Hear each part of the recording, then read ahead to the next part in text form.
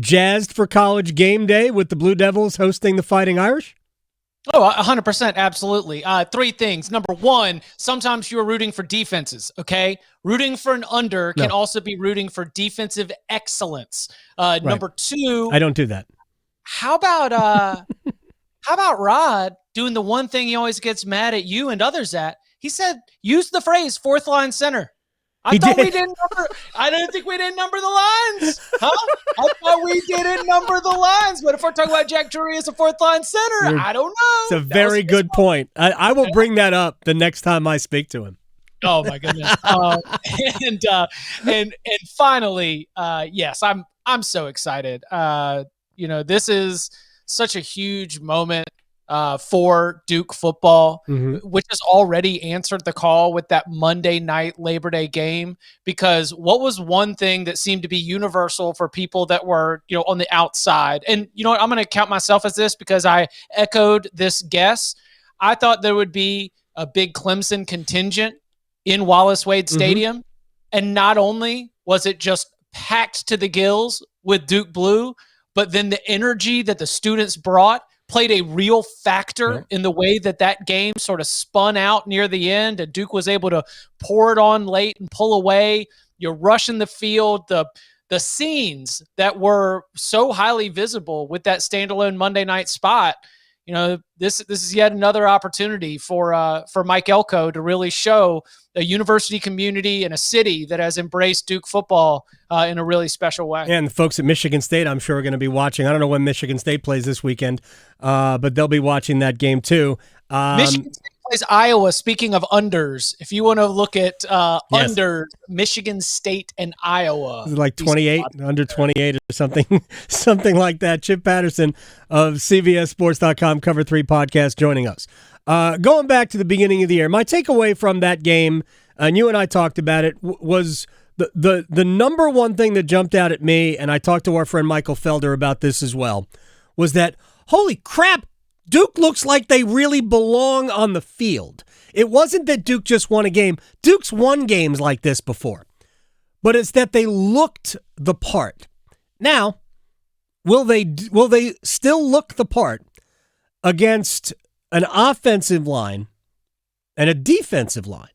Yeah. Like Notre Dame. And that, to me, is what Notre Dame's advantage is over just about everybody. Not everybody, but just about everybody, is that they groan on both lines of scrimmage. How does Duke match up? Duke is going to find itself in a difficult position, specifically when it comes to generating consistency on offense, going up against this Notre Dame defense, which was so wildly impressive against Ohio State. Yep. I mean, there is just skill on skill on skill on skill on that Buckeyes offense. And, I mean, they had them at 10 points going down to the final second. And if they had 11 men on the field, they might have only finished with 10 points. Degree of difficulty. This is hey, Notre Dame's defense is so good, they only need 10 men to be able to stop Marvin Harrison, because don't forget, they had 10 men on the field twice. Last two plays. But my bigger problem was not that they had 10 men on the field. And I'm not blaming anybody. It happens sometimes. You hate that it happened there. Yeah. I mean, blame can be had, but we don't need to. Yeah, but I mean, look, I'm not blaming anybody. Obviously, it's a lot of people's fault. Right. But Marcus Freeman coming out and saying, well, we have a system now that will prevent that from happening. What? Just say, I'm sorry. We'll take the 0. It's us. We blew it. I blew it. They blew it. Whatever. But we have a system now?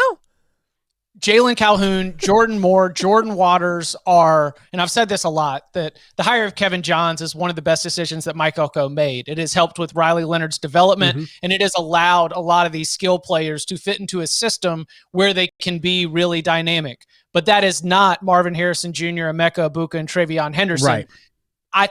I think that's where it's going to be difficult, and you need Riley Leonard, as he has done in like 2, maybe even 3 out of 4 games. He's got like one holy crap play. Yeah. Like obviously the 41, 44-yard run against Clemson is one of them, but that is a reoccurring instance. The problem is it's not exactly something that you can always game plan for. And so you're happy that you got a playmaker like Riley Leonard, but I think those kinds of plays are what Duke's going to need to do to move the ball effectively against Notre Dame's defense. Now, on the other side, I do think that Duke's defense is going to make Sam Hartman earn everything and is going to say, Notre Dame's wide receivers, we're going to make you beat us. And the reason why I know that is because they said the same thing to Clemson. Yep. And that was when Antonio Williams was in the lineup. They played man coverage. They did not sit back. They said, we're going to mix things up with our front because we trust our defensive backs to be able to win those one-on-one battles before we're able to get after the quarterback.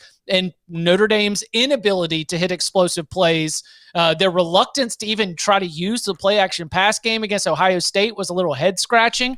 But that is something where Duke can really have an edge in this game, is to use that same defensive game plan where you trust your secondary and you mix things up front and you make life hard for Sam Hartman, because Sam Hartman is an excellent quarterback. But are you sure he's the best quarterback in this game? We just had a spirited debate on Wednesday's Cover 3 podcast that Riley Leonard versus Sam Hartman, who would you rather, came out with different answers across the board. Well, I know Tom Fornelli didn't go with Riley Leonard because Tom Fornelli still doesn't have Riley Leonard even in his honorable mention among quarterbacks, and that's cool. I'm all good with it. To me, Duke can win this game only if they make some big plays in the pass game. That, to me, is the difference for the Blue Devils. They have to be able to get some chunk plays, maybe even chunk plays that are touchdowns. Otherwise, it's just going to be hard for them to run the ball consistently, especially as you get closer to the goal line, and they don't really have the big targets that can help you score through the air when you get down there. Look, I love everything about this team. I think they have a chance to win this game. I believe they know they're going to win this game. That's the way I think that they think. But they have to get some big plays in the passing game in order to do it. That's Chip Patterson, CBSSports.com, Cover 3 podcast. We did this last week, and I'm stealing from our friend, I'm completely, Roddy Jones. Wow, I'm old. Come on. We spoke to Roddy on Monday. I'm stealing this from him. After Florida State, give me the next best teams, 3, 4, 5 in the ACC. We did it last week. Yeah, what has changed about the way that you see the world in terms of the way these teams stack up against each other? Because guess what? I think I said that they were all a tie, right? Clemson, Miami, Duke, North Carolina. You had Louisville up there too. You had Louisville ahead of Clemson. No? I've got Louisville decidedly a tier behind. Oh, okay. North Carolina and Duke. They have been extremely explosive. Jawar Jordan's been great. Jack Plummer had a ridiculous game against Boston College. But ultimately, if we're just going to look at this like in a vacuum, we're picking teams, we're throwing them in the middle of random stadium somewhere, I would say Florida State is your one with a bullet. I would say that Clemson, Miami, Duke, North Carolina, we're talking about the difference of 2.5 to 3.5 points on a neutral field. Okay. So, yeah, I look at the world that way, and then you get a step down into Louisville and Syracuse, and then you get a step down into NC State and Pitt, and then things get sad with Wake and Georgia Tech, and then things get really sad with Virginia Tech, Virginia, and Boston College. Gosh, Virginia Tech, Virginia. I just went from the dark green to the dark red in my sorting of ACC teams. Very nice. That's like the Ken Palm thing. Right. All right, let me ask this though. Because I was listening to the, I think it was the Upon Further Review, the Monday show you guys do, which, they're all great. Sunday is a must. Monday is a must. And Bud, I think it was Bud Elliott, said he still views Clemson as a top 15 team. And I'll just say that, to me, that's confirmation, because that's the way I view Clemson, still as a top 15 team.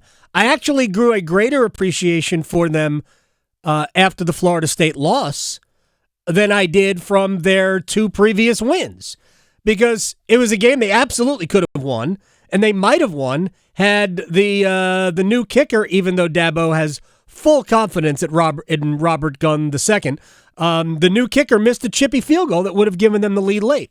So, and then if Phil Maffa picks up the blitz, it's over. Clemson's driving with a 7-touchdown lead. Florida State hasn't been able to move the ball. How about this? Clemson's defense against a Florida State offense that poured it on LSU in the second half of that season opener It was 5 consecutive stops in the second half. Punt, turnover on downs. Clemson's defense was good enough to set up the rest of the team with a college football playoff and national title contender in their house, and then they literally coughed it up and missed their opportunity. They coughed it up on the fumble. They missed their opportunity at the very end of the game, both executing in trying to set up the field goal with the 5.5-minute drive, which, by the way, I called that. I might have said that on Saturday night show, but anybody who I was talking to on Saturday when Clemson got the ball with 7:03 left, I said, Dabo's going to milk every one of these seconds. Sure. He is not going to try to punch it in the end zone.